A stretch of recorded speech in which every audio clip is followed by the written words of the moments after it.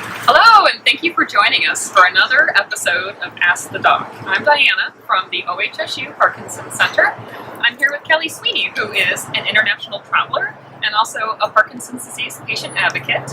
And Kelly is going to give us a couple of hints and tips on traveling. And my first question is about medications. Can you tell us a little bit about medications? So that's one of the biggest problems for those of us with Parkinson's is our medications that we take because they're so time dependent.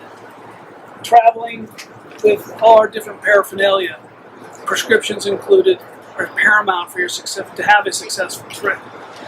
Especially when traveling internationally, one is make sure you got some form of prescription written in a written form so you can prove that all the medications that you're carrying aren't illegal drugs.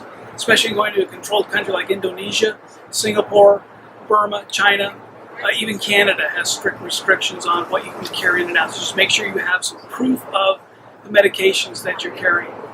The other thing is timeliness. You've got to figure out a way, and there's the trick for me is to get on the local time as quick as possible. Because I'm on a very 5 or 5.5 hour discipline in terms of taking my meds. I have an alarm on my watch, and if you're one of those people who's strapped to your smartphone, there are a lot of applications that you can do for timeliness in terms of reminders for the medication frequency. So Kelly, tell us about flying with Parkinson's disease. What do you think about that? First of all, don't. That's the easy question, or the answer to the question. Flying in today's day and age is stressful. Stress, we know for all of us with Parkinson's disease, brings on anxieties, which for me personally creates my tremor to become more prominently noticed. There are some things you can do to make your experience more enjoyable, and the simple thing is you've got to admit you have Parkinson's disease.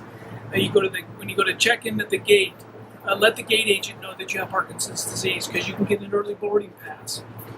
When you make your reservation for your seat, get an aisle seat. This can be more than a few hours long. You're going to need to get up and move around.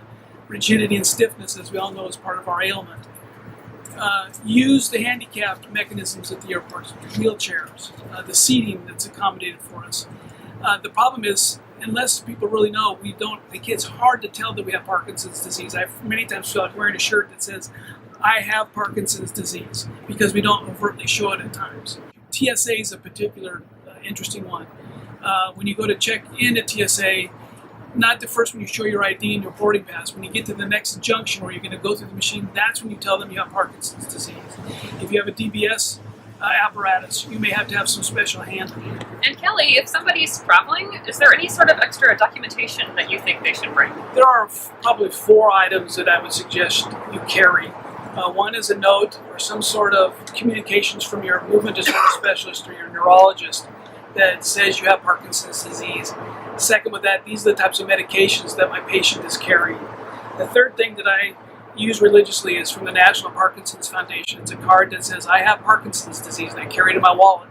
So in case I'm debilitated or unresponsive, at least they'll find this in my billfold that I do have Parkinson's disease, because as we know, the medicinal part of our ailment is real crucial to successful livelihood. The other thing that we all need to make sure we have is emergency contact information. That includes your doctor's names and phone numbers and your pharmacy where you get your medications.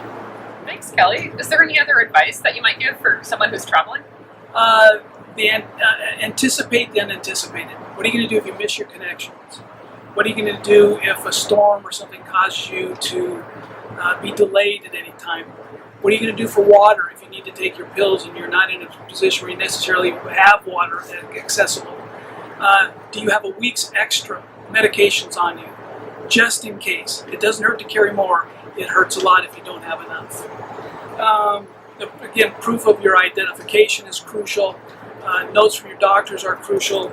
And just simple tricks in terms of preparation can make your trip a lot more enjoyable. And the last item is enjoy yourself and have fun. Well, thank you, Kelly, for providing such great information. Thank you for viewing, your time to view. And of course, if you have any specific questions, your provider is your first go-to. We'll be doing additional episodes. If you have any topics you'd like us to address, you're welcome to submit them via our Facebook page, or you can email them. We are at pco@ ohsu.edu. Thanks so much.